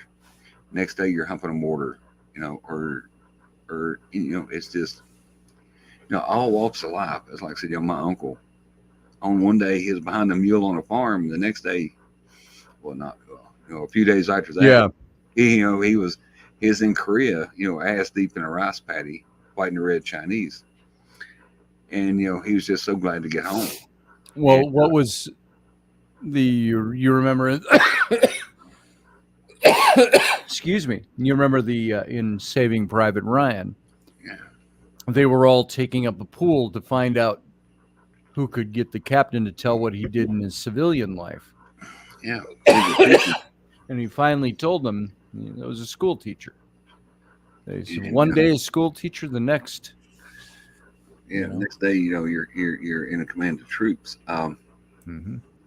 I had a 6th grade teacher, a social studies teacher, that was a survivor of World War II. He was from Czechoslovakia. He's dead now, so I'll give his name. Vladimir Baton. And some of the stories he told me in 6th grade would have him in handcuffs today. Very, very plain-spoken gentleman. And he told me one day, the only reason he is still alive was because the Messerschmitt round that had killed his 2 friends on his left and right Oh my! had misfired, or somebody had forgot to link a round in that part of the belt of ammunition. And and like I said, the reason these guys go and fight and put themselves in harm's way, most of the time it ain't because they hate what is in front of them. It's because they love what's behind them. And sir, you said, asked me, I think it was a militant mindset. My eyes were closed and I took some cold medicine. But it's hard for me to explain a militant mindset, Scotty. It's just a mindset. Sure. Sometimes you just think it's your time to go and serve your nation. No questions asked. Mm-hmm. And I had another gentleman tell me, he said, young men die for old men's pride. You don't have a lot of these young guys out there starting wars. It's politicians. It's true. Politicians will start a war and it's left up for the young men to sort it out. Is that fair? And somebody's talking about the proxy war that we have going on in Ukraine. And they said, well, Biden just needs to go there and smack Putin. I said, I would love to see them go old school with dueling pistols. Yeah. Put it on pay-per-view. Put the leaders, whoever wins the fight wins the day. That's it. Back in the day, kings used to have honor. They would go at the head of their army and carry them out. Yeah. What was it? William Wallace was not in the back of the fight. What was it? They said on 300. He said, our airs will block out the sky. He said, well, fuck you. We'll fight in the shade. Yeah. And it's like, but like you said, the one guy who told him, the good Lord said, I'll make it through here, but you're fucked. Yeah. And there's another. He's pretty sure you're fucked. Yeah. But and they, something I learned in the Army as a young soldier, don't stand behind a guy who is seeking glory. He's going to bring some shit down on you. Mm-hmm. And I can elaborate a little more. If you want to know about a military mindset, get it done as quick as you can so you can go back and take a nap. Yeah. Don't be considered to work when you're in front of most of the guys. Most of your guys are E4 and below. Them are the guys who they carry all your machine guns. That they got a lot of your technical things on the ship. They're the one who drive the big boat is E4 and below. And I had another guy tell me he was an old crusty E7, and he was funny to a point. He had got to the point he was on like his 5th marriage, drunk really bad. He just really didn't want to wake up. He said, never get in a foxhole with somebody who is braver than you are. Yeah. Like, okay. But that makes a lot of sense. And nobody wants to be a volunteer. Nobody wants to be a hero. That's right. Sometimes you're voluntold. They volunteer you to get your ass on a boat or an airplane and go there. Mm-hmm. And people forget about Pat Tillman. Pat Tillman, there's a lot of books come out. Everybody thrashes him or sure Chris Kyle. Jesse Ventura. I lost a lot of respect for him. The man served his country. Yeah. He put himself in a situation he shouldn't have been in back home. He was a good sniper, but he was trying to bring his guys back in without being a counselor, and he thought he could read a crowd. But them guys, Pat Tillman was a star in NFL player making bukus of money. Yeah. And he said, all these other people are going, all these poor kids, I will also go. And he paid with his life. And what was the guy who, Alvin York was a conscious, how do you say it, objector, where he didn't want to be, he didn't want to be a war fighter. You know what I'm saying? He said, my religious beliefs tells me I cannot take another human being's life. So they told him, hey, Alvin, go home and pray on it. Then he came back. He went and talked to his mom, and he's not too far from here. He still got to see his homestead that the state of Tennessee give him when he got back. Jesse Ventura served also. He said he was a SEAL before the SEALs was cool. He was a frogman. I read his book. Like I said, didn't say I didn't like him. I just said I lost a little bit of respect for him. Sometimes you need to let the dead lie. But he and they asked him, Alvin, why did you shoot all them guys for?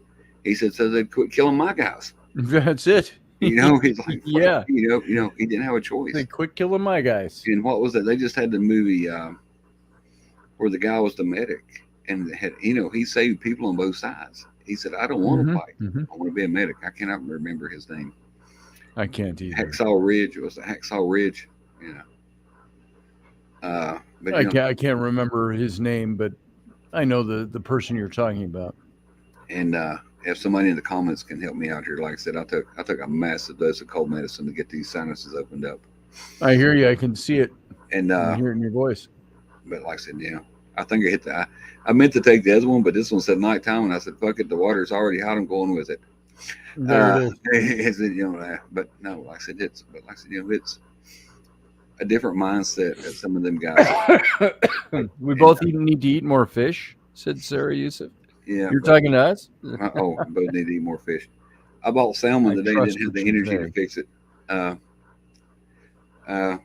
I took some help grocery shopping with me today and let her experience what an American Walmart looked like. She said, all the stuff they have in the food there is bad for you, Michael. You don't need that. I'm like, but it all tastes so good. Yes. If that's the cure, I'd rather be cold. Oh, I like fish. Fish is great food. Yeah, salmon, tilapia. We still got. Well, we had 80 pounds of salmon in the freezer that all got thawed accidentally and went bad. But I could use. Sarah wants to pop on and she can ask her questions about what she needs to know about the military mindset. I got a few more minutes in me if she wants to pop on and ask, because she asked about that, and normally I do have a pretty, I always told them the Army was the biggest cult in the world. Walk like me, dress like me, talk like me, or I will come down on you like the hand of God. Sure. And she was like me. Sarah, by the way, Sarah, does can you get a McFish sandwich? Yeah, will that do it? Oh, that ain't real fish, but yeah, it's not real. My uncle told me about Christmas. Fishy tasting meat. They had stopped fighting. Oh, I remember that story. Then when they told him that was World War I, and they was in the trenches, and when the Christmas armistice was over, they just gonna put them back in the trenches to go back to fight, and nobody would take the first shot. And what in true politician style did they do? I was going to try to stay non-political. They pulled them soldiers out and put soldiers that hadn't played soccer together, and so they would fight. That's right. Sublights, it is, but military mindset. And Steve Clark is talking about the Christmas where the two sides celebrate. I think that was World War One. Yeah, that was World War One. That was they made a movie about it. Yeah. She said that's the worst sandwich from McDonald's. I did a long-term contract with McDonald's. Everything is cooked in like 8-day-old oil. You know what I'm saying? You could walk through the restaurant and that stuff, you glisten like you had baby oil on. Yeah, we have the meat. Uncle Dave came over here after Rainey went to Wisconsin, to Alaska, fishing at her sister's place up there, and she brought home 83 pounds of salmon that she caught. And Uncle Dave came over and prepared several different kinds of ways to prepare salmon. It was fantastic. So they can keep their fish, said Barbie D. I like blackened salmon, blackened tilapia, anything blackened. I like.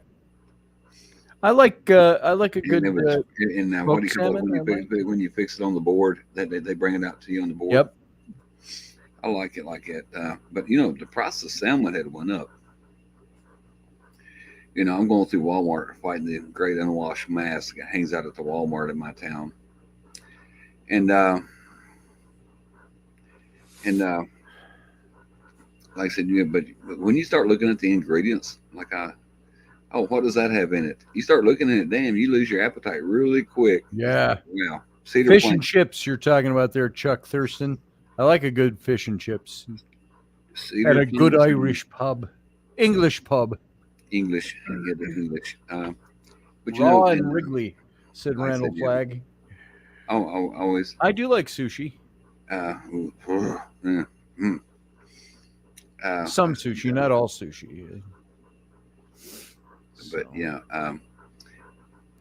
I got you a pass yeah, for it's a Wicked small Women thing. last night, Scotty, but I don't know how much more time I can buy you. I said, but look, he's busy. He's driving to go pick up a car. He has a legitimate excuse this time. The other 5 or 6 shows, I don't know. Yeah. Sarah was there. She knows. But not malt and vinegar. But no, it's no. That's your fish and chips for you. Yeah. Yes, I don't know. I always tell them it's fish and fries from Long John's and Long Fish John's and fries. Yeah, and coleslaw. I don't know where the coleslaw comes out in it, but coleslaw is always good. Any update on KB? The last I talked to him, Sarah, they had shrunken all of his cancer cells down. That they're not finding anything now. That he's in remission. Yeah, So I know he did one show, but his voice still ain't what it is. his voice is not back yet. No, she said I'd rather have hush puppies. Hush puppies are good. Yeah, I never could. I remember my mom gave me a hush puppy when I was little, and I thought it was like cornbread, and I could taste that vinegar in it. Oh Lord, phew, never eat another hush puppy. I'll soon be 51 years old, and they can keep all the hush puppies. I like the hush puppies. I haven't had them in 30 years probably, but this taste is still in my memory. Yeah, but no, it's that's how Gollum eats it, raw. yeah, it's Bites you know, it in half. they did so much, and I tell them, you know, all these guys who served, you know, are kind of a big kid at heart. You know, I always said, if you give a soldier 15 minutes and a piece of chalk, he's probably going to draw a dick on something. Anybody said, "Oh, not my grandpa." I said, "Have you seen some of the pictures that came out of World War II and World War One? Anything can be turned into a phallic-shaped emblem." You know what I'm saying? Like the guy's standing across the tank with the barrel between his legs. I'm like, yeah. And then I tell him, you know, and you think about it, you know, World War II when they dropped the atomic bomb. I seen a meme the other day, and it was kind of dark. They started playing "Here Comes the Sun," and I'm thinking, that's not funny, but true. You know what I'm saying? No. They're like, yeah. But like I said, you know, you end up getting really, really dark. And that's one of the things. Like I said, my mind is clouded. See you, Steve Clark. I gotta go. Takes care. Sending much love, peace, and my Good to see you, brother. sisters and brothers. Yeah, thank you, Steve. But no, it's But a lot of the guys, you know, they come home with a really dark, twisted sense of humor because of all the stuff that you see. Yeah. You deal with tragedy with humor, and it gets to be really, really dark and twisted. And they always say, "Hey, if you heard it, it wasn't meant for you." So, like he's talking about, your grandfather heard that, and you know. Yep. And I said, you know, in the older movie, if you got 6 hours to kill on a rainy day, watch Patton. Yeah. And I tell them, you know, another thing, that 2 operators in Black Hawk Down, which that movie was based on true events in Mogadishu, they said, if we drop you off, we can't pick you up. They knew it was a one-way mission, but they knew they had the skill set to save the pilots that was down. Oh, what's that funny S behind Barbara D's name? How do you get the special? Oh, that says she is a member. She joined the channel. She got the little S to prove that she joined the channel, and she's a super it's fan. a paid membership. That's what I tell them, you know, and I joke with Wendy about that, about having the S on my chest sometimes. I said some days it was for super, and other times it was for stupid. You know, it's like, yeah. You know, but I don't know, what did Chuck say there? Unagi. Yeah. Sea urchin doesn't. Like I say, I'm not one of those sushi purists. I like certain kinds of sushi, and that's about it. You know, I got a hard and fast rule. If I can't pronounce it or spell it, I'm not damn sure not going to eat it. There's a timeline for the movie. Is there a timeline for the movie? Timeline for the move? Sarah, do you mean the move over to Patreon? Patreon? Sometime this week, it's going to happen. It's barbecue eel. I'm just trying to figure out how to make it work the best, because Patreon is a paid channel. So in order to see the show, you've got to become a patron. And we're charging $4 a month over there. Oh, Lord of mercy, inflation. I thought it was 99 cents. Talking about the inflation, boy, I looked at the grocery store today, and I thought I was going to call paramedics. It was like $11 for 2 pieces of salmon steak. Yeah.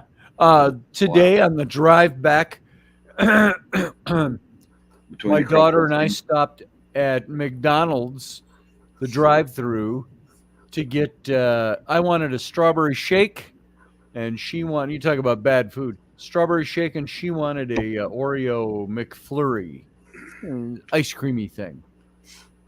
$10, $9.97 for a strawberry shake and a McFlurry, which is just a cup of ice cream with. You know what's more strange than the price? You actually found a McDonald's that the ice cream machine wasn't broken.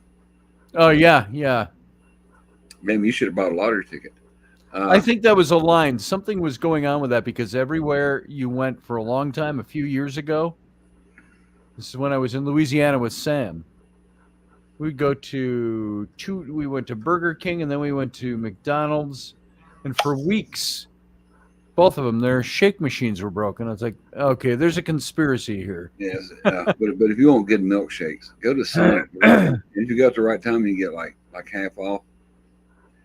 I saw $40 for a dozen oysters. They must have been prepared oysters, right? Oh, I was going to say, he was on the aphrodisiac. They told me, eat a raw oyster. It's good for your man. And I said, my man is just fine. I do not need to swallow. Yeah, thank you, but no. I say, I'm good. Nope.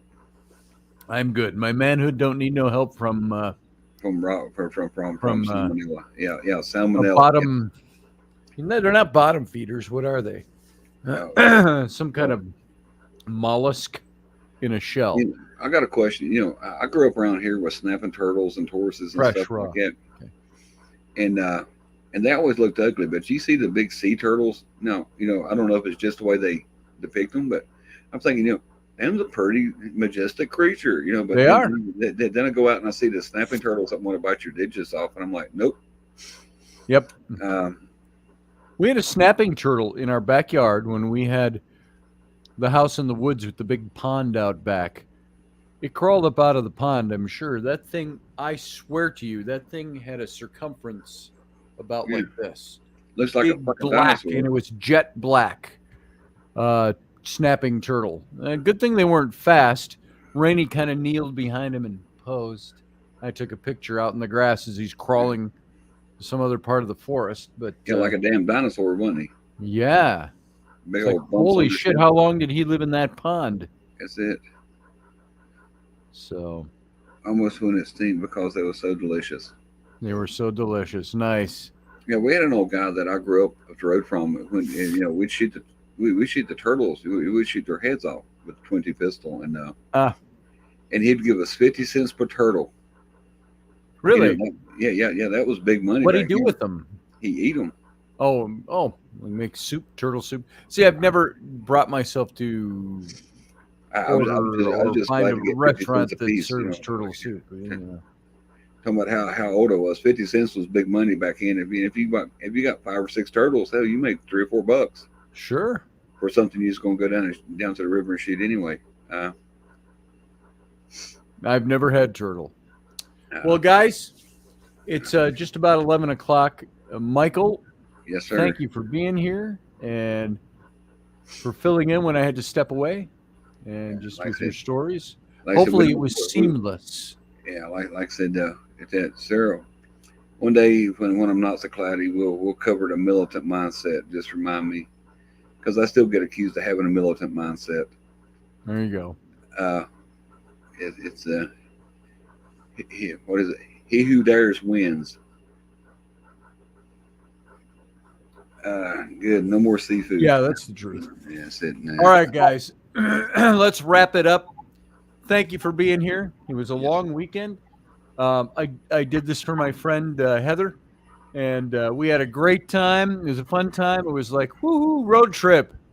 But at the same time, I didn't get to spend any time with Rainey or my other two kids, but Rowan was along, so we had a good time.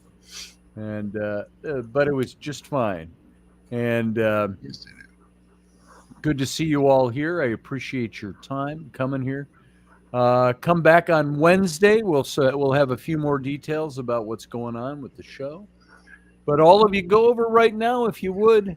Go take a look at my Patreon page. This is where we're going to be. And this is what we're doing. If you enjoy the show, go take a peek. Here's the link once again. You can part, if you like this show, if you like this show and you can part with the price of half a cup of coffee at Starbucks once per month, come on over and sign up. Like I said, tomorrow is Tuesday. What happens on Tuesdays? Robertson tomorrow night. Tomorrow afternoon, 4 p.m. Central, 5 p.m. Eastern. Yep. It'll be Wendy Robertson and yours truly, Robertson. Yeah. So I almost forgot. We're going to start setting you a reminder so to remember, Scotty, what day of the week it is. Yeah, really. When I was doing the night thing, just so hard keeping track of my days. So anyway, hopefully we'll have no problem with that tomorrow. So you all have a good week. Michael, I'll talk to you later, brother. I'm going to take you out. Thanks for coming on. Everybody else, thank you for being here. Thank you for your time. And we're off. We're off and running. You have a good night. I hope you had a good weekend. Remember, tomorrow is not Monday. Tomorrow is Tuesday. And so get back to work. So I love you all. Thanks for being here. Live long and prosper.